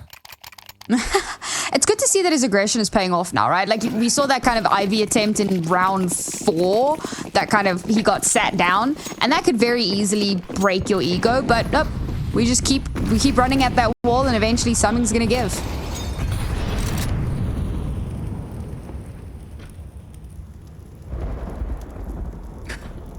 City side, they've stationed him a lot towards Ivy to start with, not going for an aggressive peek anywhere. And 9Z actually played a lot of gamble stacks over towards B, but quite at a minimum like to keep 2 players over here. The second player tended to be Levy after he'd rotated early from Ivy. There's someone's going to be Max to support Lucan. And, oh, sorry, Abano. I got confused by the 2. Bomb looks like, as of now, it wants to end towards B. History is lining up a connector smoke, and we'll be able to flash his teammates out, and that's exactly, they're just going to go. There's only 2 players actually going to be going out with these flash, actually, no, there's not even any flashbangs. History hasn't even flashed them. What's going on? This is what I've been saying, man. Like, contact plays are one thing, but this is just messy. We're just, like, running out, and yet somehow we're on site, and the bomb is being planted, and it is not denied whatsoever. A little bit of damage being done here. Ponta's managed to kind of slip around the back, so we've got a counter slipping. What is happening? It lurks on lurks, and somehow 9Z are still coming out on top of this one. The easiest defuse of their lives as the last 2 Red Canids players are nowhere to be found. Levy gets the final 2 kills of the round, and yes, finally that bomb does get defused. Very weird round. It's the fact that they walk out B and Ponta's like Ivy. But he's not Ivy in a position where it's like, oh, he can play off a lurk. He's coming back Ivy. If he was playing on a lurk on Ivy, I'd be like, yeah, fair enough, you know, Godspeed, play lurk. But he's in transition to come back towards B as execute goes, and there's no reason for them to pull the trigger. It's not like Ponta saw 3 getting aggressive Ivy and they went, oh, we have to spur and speed up. No, they just decided, okay, now's the time. When there's only 3 players there, and you think the AWP would flash them, no, they just go out completely dry with only a smoking connector. How very silly. And it's going to be Levy to start things off with another opening kill, this time over towards Ivy. History down for the count, and I'm pretty sure this is Red Canids map slipping through their fingers when they were at once upon a time 12-10 up. This is crazy because, like, both teams, again, we see some phenomenal flashes and sometimes we just see these crazy dry peaks, and it's so much of a coin flip. Like, you don't know who's going to win when that happens. This time around, it was Levy that came out on top of that duel, but it could have gone either way. Now we get a flash. The flash does nothing. Yeah, it manages to dodge that one perfectly. That was crazy dodge. Didn't dodge that. Caught that one with his face, he did. 4 versus 3 now. Still very much in favor of 9Z. Oh my god, bro. Again, just a random Ferrari swing gets put down, but there's someone there to trade it this time, so 9Z still hold on to that advantage. Bomb is postured up towards Ivy. Ivy has been where a lot of these battles have taken place, though. So there must be some sort of an inkling that there's pressure or presence at the very least. That smoke's going to allow them a little bit of space to work with here. So it looks like they're going to try and maybe go through this. Yeah, going through the CT spawn, heading on over towards that B side. But with all of that utility that's been chipped away at, one smoke Molotov. Nah, who cares? 5 seconds left and there's no time. That's it. He's going to have to win by elimination. And unfortunately for him, Levy makes the right decision and just hangs back. Not allowed to get that final call. 9Z in overtime, but they do it nonetheless. 16-13, they've snagged Red Canids map pick. That was far from clean from either side. Teams that are participating in these events. So it really does kind of bring its own extra layer of pressure here for the teams. Very curious to see how that's going to go. And of course, we do know that some teams I was mentioning this a little bit earlier, but with multiple tournaments kind of going on around the same time, a lot of teams have kind of had to decide, you know, where they're going to focus their attention. So to be able to win out this first cup, to know that you are guaranteed a spot in that regional final and to not have to kind of worry about that. Like, sure, you're still going to kind of aim to try and get the, I was going to say hat trick, but that's only 3. You want to get all 4 if you can, but just getting this first one will be a huge weight off of your shoulders. But let's dive on into our second map now, the Red Canids versus 9Z. And of course, this will be 9Z's map pick over on Nuke. Red Canids kicking things off here on this CT side. Now we've got a strong posturing to push through lobby. Nice little bit of util here to kind of force Venom Zero off of his elevated angle. Ooh. And as soon as he drops down, he gets deleted. But the rest of the Canids are there, ready and waiting. The cavalry has been called. And, well, that little bit of a firing gallery over on the A site. I mean, that is just a fantastic round from Cawes. Ponta is able to clean up the final 2, but that seems easy considering what Cawes was able to orchestrate at the beginning there. That was very dominant from him, and especially someone who was playing well on train, it's very good to see that he is continuing that theme. 9Z, even though they don't get the bomb down on their T side, they still elect to purchase into this. They're scraping the bottom of the barrel though. 1 Mac 10, 4 pistols, and barely any utility. They're going fast down towards Secret. Well, A didn't work, so we pivot. Move down over towards the B site, and for the Red Canids, either unexpected or happy to just play retake at this point. They'll get that first kill onto the late lurk. But now 9Z have garnered some space, but they've slowed things down. They know that they're still heavily at a disadvantage here. We have had a rotation in from Ponta. You hear the sounds of the doors, the sounds of the glass breaking, so much happening, no one's looking for him. Good for 2, manages to stall out so much time, not able to stop that bomb from being planted, so at the very least that extra little bit of cash available, but a relatively clean round for the Canids, only losing Ponta. Played a very important game of hold the line, and hold it he did. Yeah, Ponta's had a great start to the map. That's going to really benefit him confidence-wise, because if I'm not mistaken, he didn't exactly blow my socks off on train. He kind of had that 1 kill. Do you remember on Max when it was like the whiff and they almost won a 3 versus 3? Oh, sorry, 5 versus 3. 3 versus 5. But like apart from that, I don't really remember any Ponta kill on train. So it is good to see him step up alongside the likes of Cawes dropping, I suppose, history. It's a very dangerous kind of level of a team. They have a lot of firepower now that I think about it. Venom Zero as well. Like, he is touted as being a very individually talented player. Especially from when I first saw him on Paqueta like a couple years ago. Oh, he was firing hard. But that bomb down in the previous round for 9Z, it's a bit awkward, right? Because they can't buy it up fully. They only get 1 kill, so there's no real point pressuring the economy. So they decide to go for a middle ground of Hero AK on Huaso Peak, who ended train really well. Oh no! Oh my, that's unfortunate. Crazy. There is still 2 smokes. I wonder if he actually was able to pick it up in the end. But they're going to get the smokes down, but Drop's holding the line towards Secret. Yeah, I assume they wanted a garage smoke. So now they're just going to have to try and fight him with this AK. Certainly doable, I suppose, but with the shots being fired, that gives information over. Drop gets 2, another key multi-frag for that player.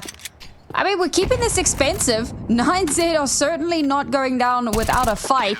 1 versus 2, caught in a reload, not going to be able to get too much more done there, but 3 kills. A little bit of extra cash for that next round, taking those guns away. Might not seem like much right now, but if they can win this next round, then suddenly they're in a really good spot to even out the scoreline. It's crazy how on train they instantly patched it so the smokes can't slide under the trains, on the rails on T-Spawn. But on Nuke, there's still that issue. That's a rough one, because I think if there was a garage smoke, that would have been a completely different round. Drop wouldn't have been able to initiate that double kill and also drop the AK on the armored Huaso Peak.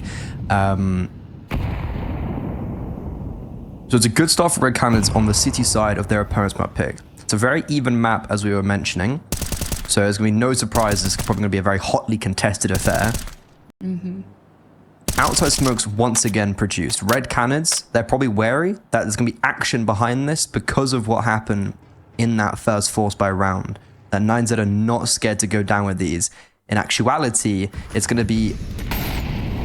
we're postured for a play towards ramp and Huaso Peak to make a lot of movement outside of Max to pincer towards ramp. Everything's conjoined together, and you can see that Ponta and History are stuck between a rock and a hard place. They just need to fight together, and History's bailing them out so far. That was quite nasty. Pulls out the USP just to get that finish off. Venom Zero pushing into a better position here and positioned perfectly to get that first, but somehow Levy manages to avoid all of those shots, ducks out of cover. Venom Zero turns his back and gets shot down. Max with a nasty swing will drop, and bring this into an even kilter here for 9Z. Bomb should get planted. They've provided just enough cover. There we go. Levy will die shortly thereafter, but Lucan is still alive now in History, the last one left alive. And this is what I was kind of talking about with the 3 kills in the previous round. 9Z very quickly win this one. They kind of cut down 4 of the Red Canids players. And yes, Red Canids should still be okay into the next round, but that snowball starts to pick up momentum.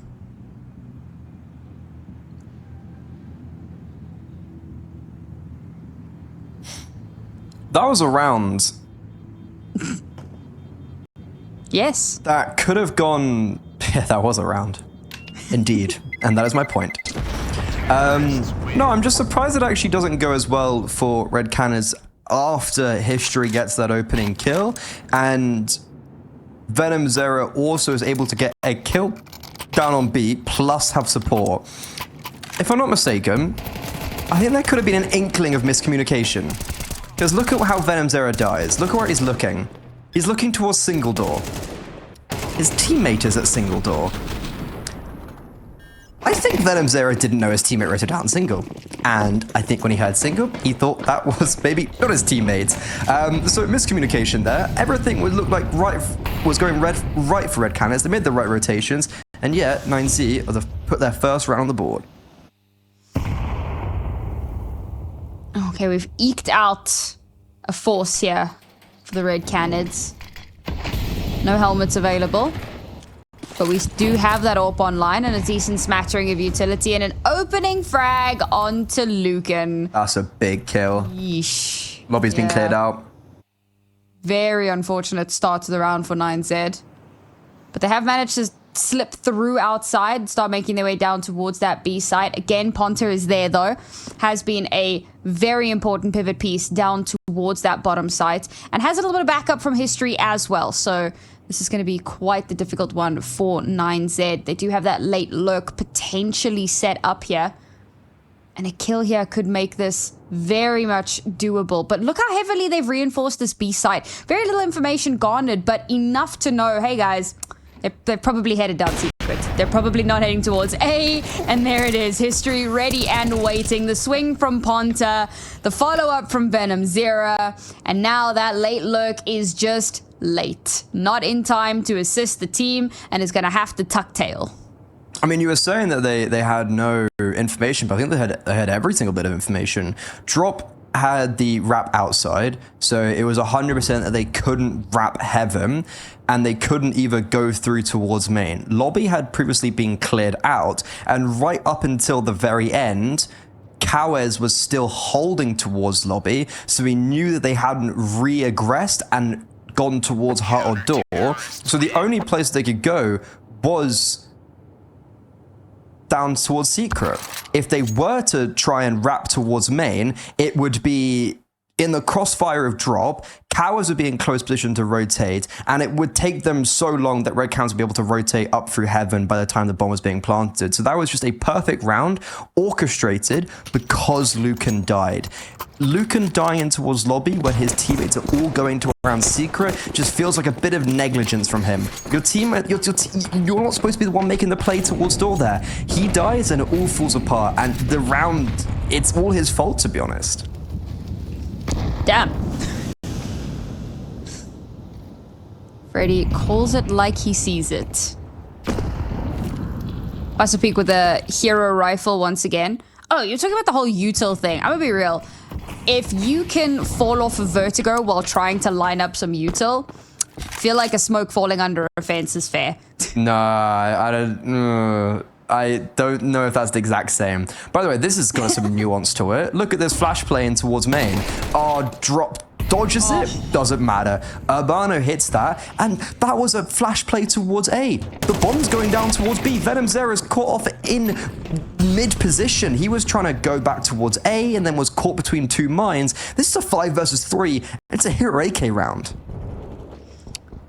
Certainly gone a little bit awry here. Ponta, however, down below with history. The two of them have been terrifying on this B site, and it really does feel like that is their territory. The bomb is now lost. Ponta is dangerously low on health. History now, a lot of kind of weight on his shoulders as these two 9Z players try desperately to recover that bomb. A wide swing doesn't get the shot connected, but now they know exactly where that AWP is, and it's somewhat locked into position here. So history doesn't really have a chance to rotate away.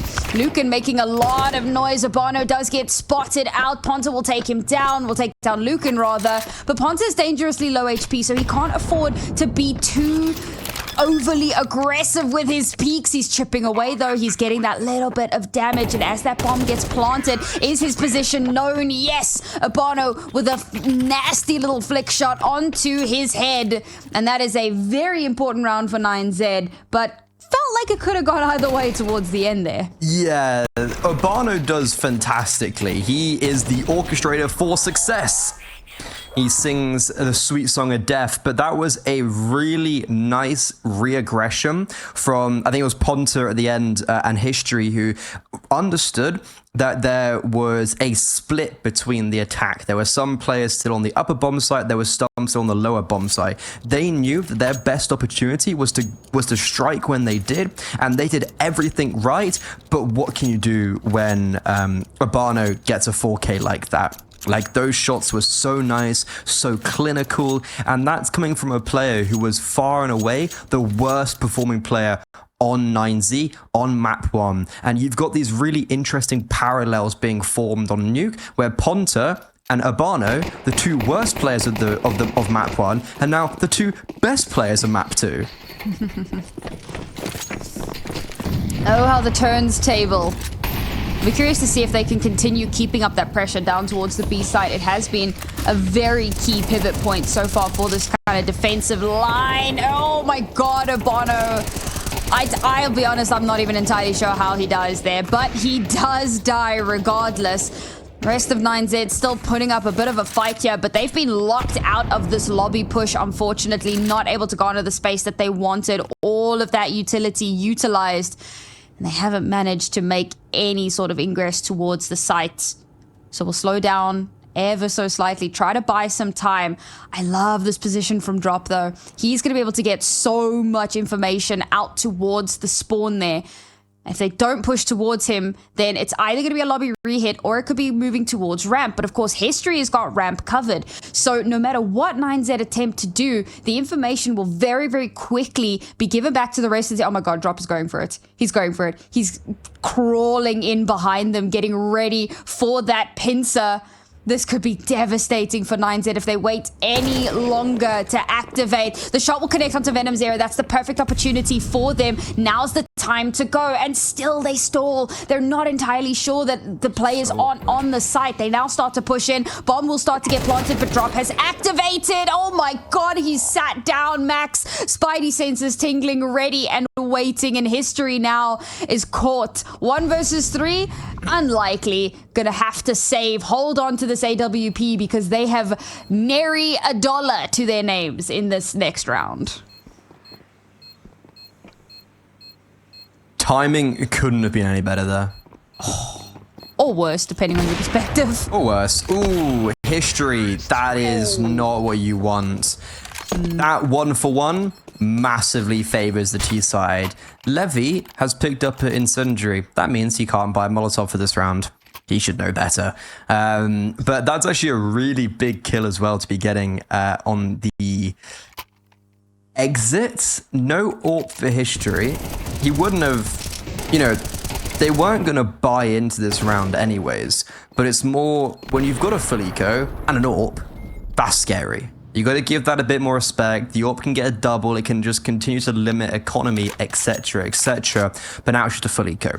Nonetheless, this is a valiant resurgence in the first half from 9Z. Guaranteed 4-4. On the T side of their map pick, that puts them in a phenomenal position.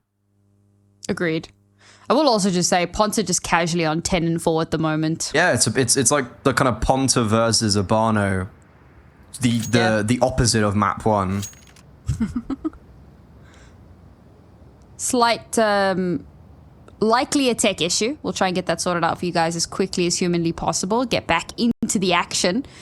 Because as you so astutely pointed out, right, getting 4 rounds on your T side on Nuke is fantastic. And honestly, that's kind of your bare minimum. Like, not even bare minimum. Like, I'd say that's relatively comfortable.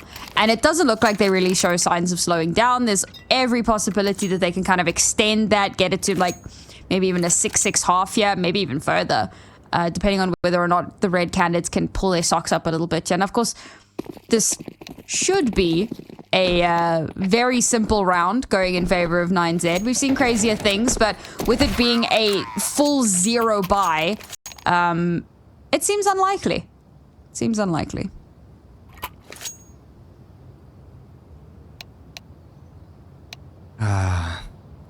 South America. Oof. It's a step in the right direction. You know, as a South African, I can relate to many of these technical issues. Yeah.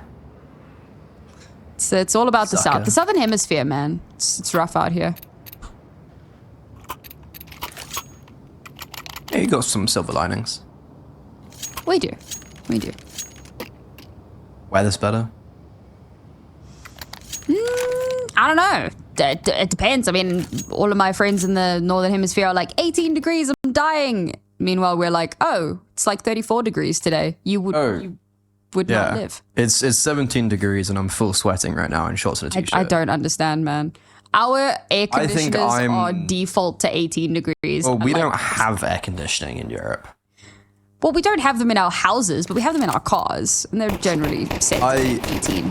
I think I'm maybe in the more peculiar of it takes a lot for me to get cold, and it doesn't take much for me to get warm. That is weird. I'm the opposite, but a lot of people I mean, that's are like more like you. Yeah. Well, for me, it's like surgery repercussions, but that's a story for another day. Ooh. That was the right call.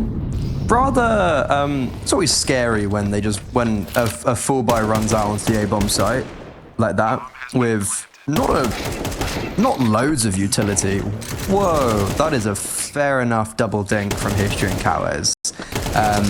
But this is an eco that all things are groovy. Ponted last alive.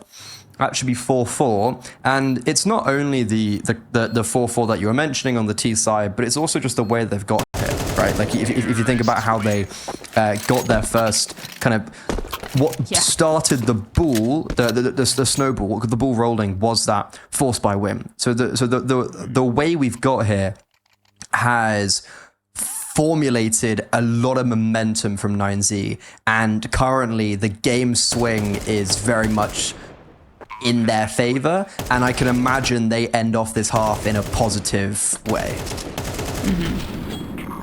Also, it's always nice to see that the AWPer can snipe even with a USP. There you go. Don't need a crosshair. Look at that one. Just don't scope. Forehead. That's what Levy's been doing wrong all this time. He's doing nothing wrong. Oh, that was such a good HE, bro.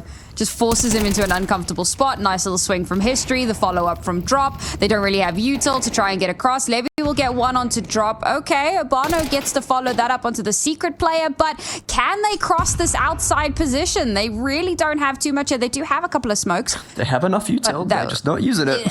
Well, this is the thing, right? Because at this stage in the game, you could throw down the smokes, but everyone is staring here. And unfortunately now the worst part is it feels like Urbano is kind of caught in no man's land. Despite that, for some reason, Red Canids get a little bit over eager, get caught out in the open, and somehow 9Z might just win this round without even leaving outside. Just hard chilling and allowing Red Canids to walk into them. 9Z have been very diligent in the past of putting down the smokes outside, and I suspect that's why they went for a contact play here. It's because they wanted to catch Red Canids off guard. And to be honest, the Red Canids, they were very well poised for that. Information now garnered. History gets that kill over towards A. So, okay, we've lost our only high HP player for 9Z, but we now know that History's moved away from the A bomb side. That Molotov is really good. Urbano's got to be careful, but he does throw one back in return. Ponta is the unknown element. He's over towards the vent position. He's just going to rocket his way up. On History's contact, yeah, there you go. Ponta's trying to come up, and Urbano's not in a position to cover him. So Urbano's now left into this 1 versus 2, 21 HP. This is near impossible. The buddy system is being initiated, and it works terrifically. I'll be honest, it certainly felt for a moment there like, okay, now I see why we didn't lay down all of those smokes, right? You wanted to have that little bit of util for later on, so that you got something to try and recover, but it did seem very messy, right? Urbano is kind of behind the more forward crate position, so for him to back away would be very difficult. You would have to invest utility into that, unless Venom Zera just arbitrarily pushes out and gets shot by Levy, and then somehow you've got a way back into the round, but then you lose one of your players, and now the last 2 players left alive are dangerously low on HP, and to their credit, they're still able to get that bomb down, and it's looking certainly doable, but it all kind of goes awry there with a missed AWP shot with some beautiful follow-up from Ponta.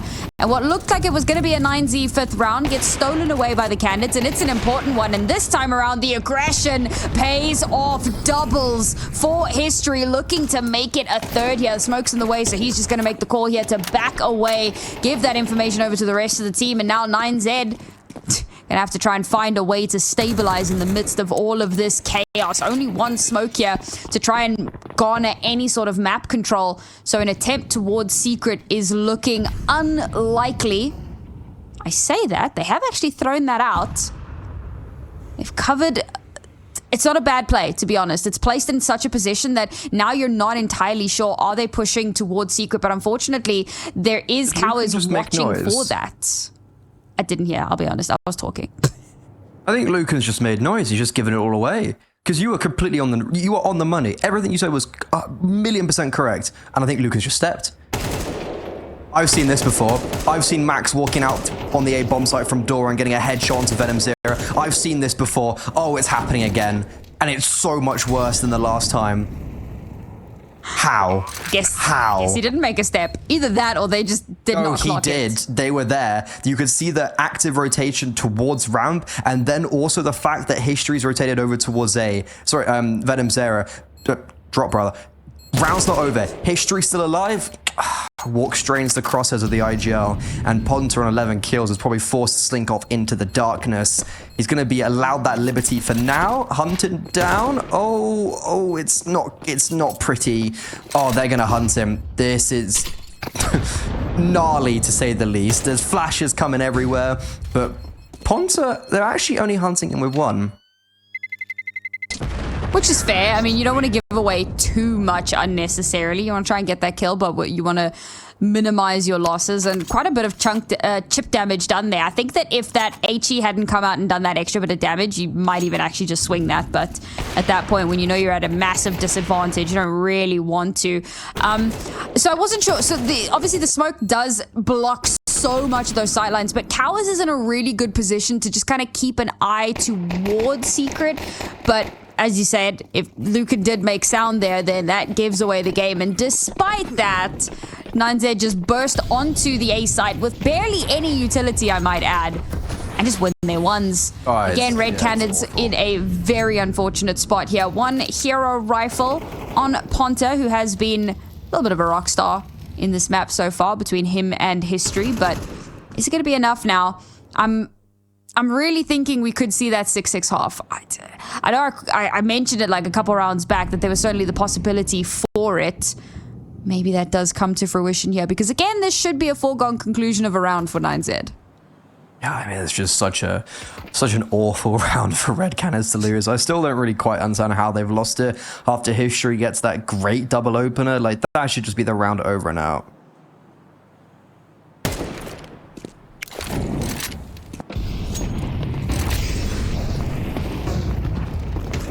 Anti-eco. Oh. It's actually the exact same round from 9Z. The only difference is that they have Max going outside. So they've run the exact same anti-eco twice in a row. And the main point of that, which was so easy to observe, was the fact that there was no main smoke. And that's exactly why Venom Zero gets that kill, is because 9Z choose to not throw any smokes and just go out with 2 molos and a flashbang, basically. So it works well for them overall, but worrying that they do the exact same anti-ecos. That being said, 9Z still get, like, very easy results. Of course, read into that quite nicely. So 6th round here for the on-paper favorites. With it being their map pick, T-side nuke, things start to look a little bit scary for the Red Canids. One more round here in this half, just to give them that little bit more to play with. I'll be honest, I think that this is potentially already almost unrecoverable, but I think that if 9Z get this 7th round, oof. We talk about the importance of a pistol when you're at a deficit, but particularly on this map, when you move on to that T side, that pistol is going to become absolutely pivotal. Now, a lot of early exec util drop laughing at that util, really. Manages to take Lucan off the board here. Has taken a ton of damage, though. Has to sacrifice a lot for that History. I don't love this forward position, and he's not even good for one. Never mind the retreat after the fact. Ponta, oh, the two of them have been so good, but this time around not able to play off of one another or with one another even. And Ponta loses his life, and with the two of them being shut out entirely, 9Z have a very clear path down towards that B site. Now, the B site is reinforced. We've got Cowards and Venom Zero waiting. They know that there's presence towards ramp here. They don't really have too much information over towards A. A drop could potentially get something if he wanted to, but there isn't full certainty of where this push is going. And indeed, it looks like instead of dropping down towards the B site, which would be the predictable play, they're going to double back around towards this A site. Now, Drop is ready and waiting. 2 HP in a dream. The dream is dead, and that is a free site garnered once more for 9Z. The rotation from the Red Canids is going to be a little bit of a long one. But 9Z still being very methodical about this, not really wanting to take any unnecessary risks. They want to secure this final round here for themselves, and at a 4-2 player advantage, it seems very unlikely that the Red Canids are going to be able to bring this one back. No kit on board for either of them, and with Cowards going down, it's all down to Venom Zero. Nasty fadeaway shot there. He's still on stairs, guys. He's still there.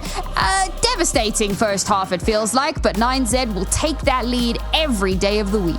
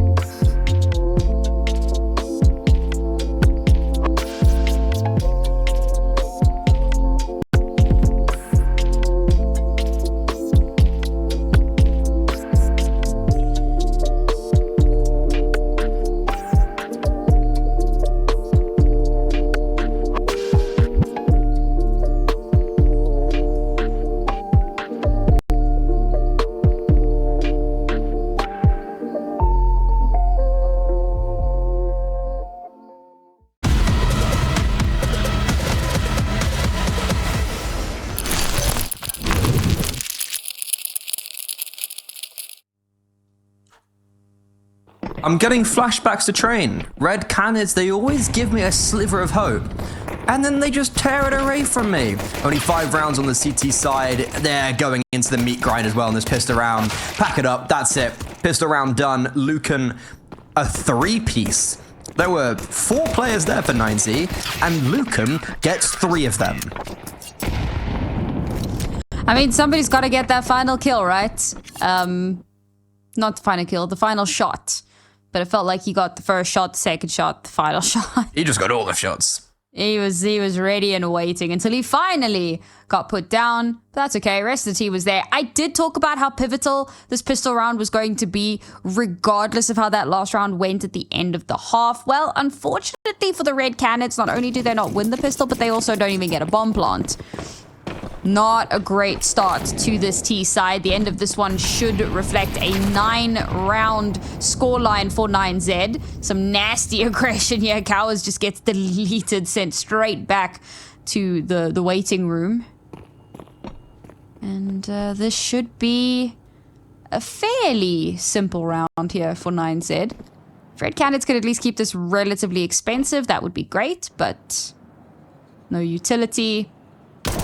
No decent weaponry, and nothing really to take these long-range battles. No shenanigans, right? Sure. Venom Zero has not had a good series. He's really been struggling. And yeah, that's a worrying sign for Red Canids if Venom Zera is performing this poorly in a matchup like this. I don't know, that's a really bad sign for me. Notoriously the highest rated player in this roster, and he has, ever since I've seen him, has just been phenomenal. And what he got, like, he was also doing very poorly on map 1. He's currently chilling on 4 kills. What did he get on map 1? He got 14 kills in an overtime game. He's had 18 kills this series. That is a really bad sign. And if there wants to be this pretty courageous comeback on the T side, it's going to start with someone like Venom Zero, you know, and Cowards for that matter. You've got the 2 heaviest hitters on 5 kills and 4 kills. I will say, Drop is not far behind either of them, and statistically anyway. And he's definitely someone that I have been very impressed with so far throughout the day. Good to see him kind of stepping up so massively. Slight little technical issue, folks, as you can see on your screens. We'll be getting back into the action as soon as possible. Hey, look at that. Cost a bless. All I have to do is say, we're coming back, and back we are. But are the Red Canids back? Guns in hand, smattering of util. Outside denied very quickly by that Molotov. Allows Levy a lot of space to walk up here completely, well, presumably completely undetected.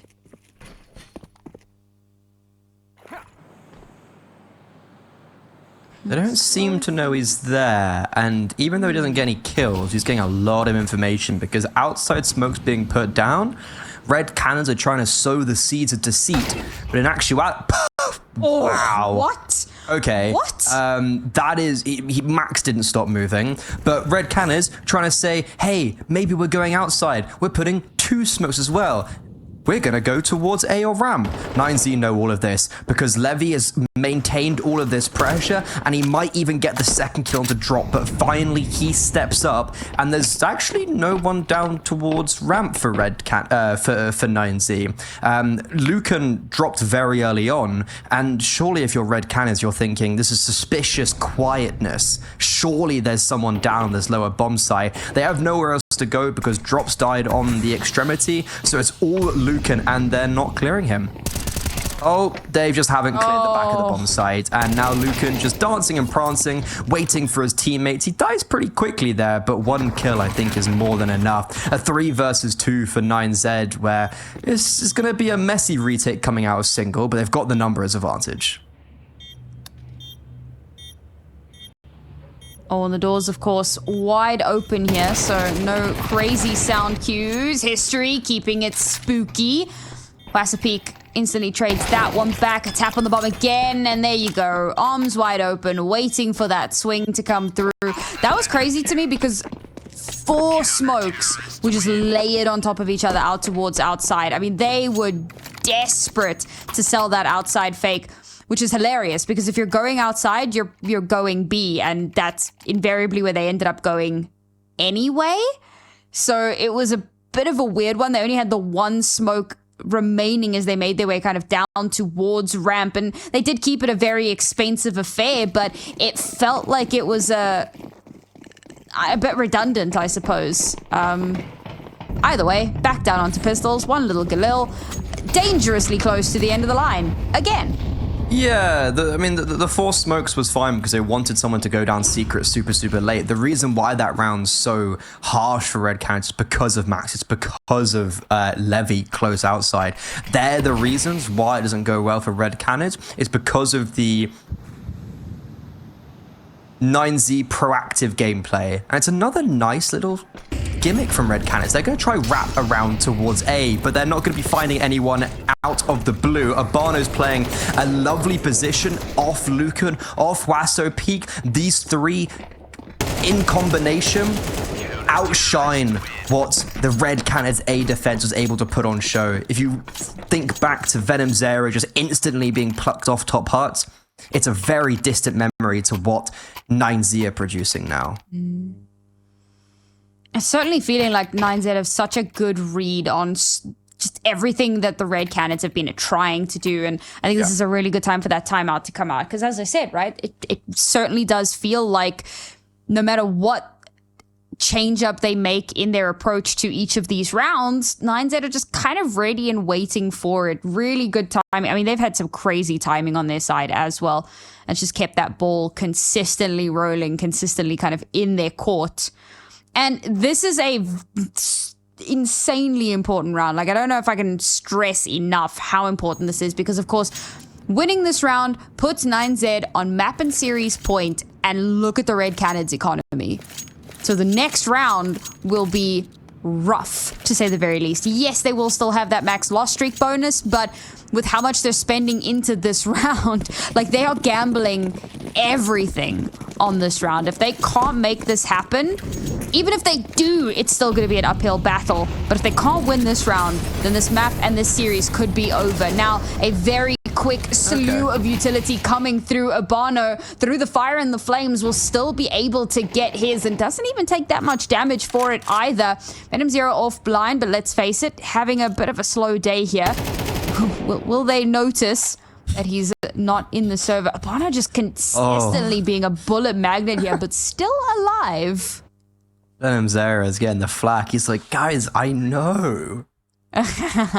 Getting it from you, from me, from his players, probably from Twitch chat. You know, players. That's a hard. 29 ADR is rough. Lucan's in a great position to close this out, and then Max is also in main. They're going to try wrap around Heaven, and yeah, this works perfectly into the hands of Lucan. Doesn't dodge the flashbang. He preemptively dodges it, but doesn't quite hit the timing. Oh, that's miscommunication.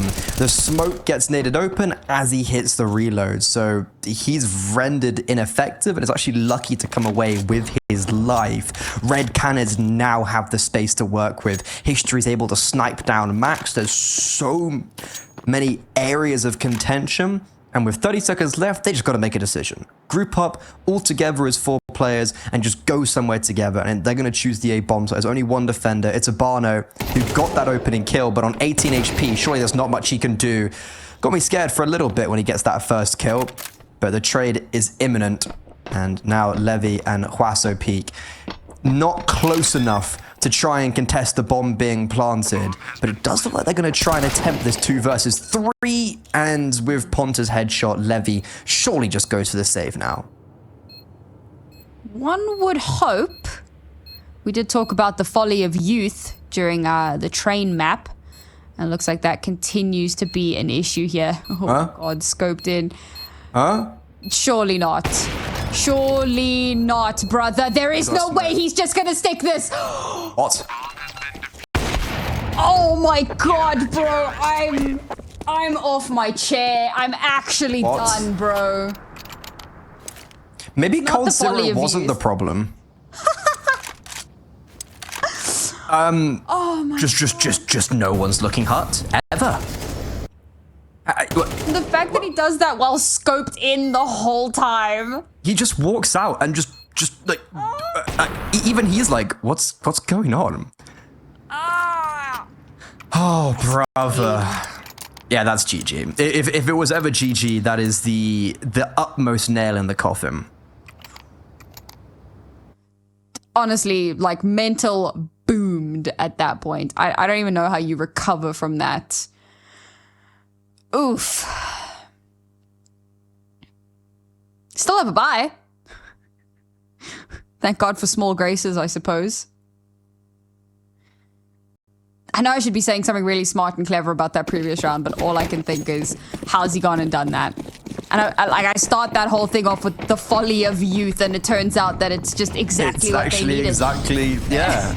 In every scenario, I would suggest otherwise for going for that play, but apparently Vim it works. This is fast, and Urbano caught between no man's land. That's the bomb. The bomb's been dropped in main. Ponta missed the vent and is dropped the bomb in main. Just pack it up. Red Canids, they deserve to lose this game. This is a horrific way to close out Nuke. History's in a 1 versus 3. You know what? He's actually had a really good game, but unfortunately, Levy's just been that much better, and it'll be Red Canids beaten but not eliminated. They get dropped down to the consolidation final where they'll be playing up against Bestia, and it is 9Z to go into the grand finals of our inaugural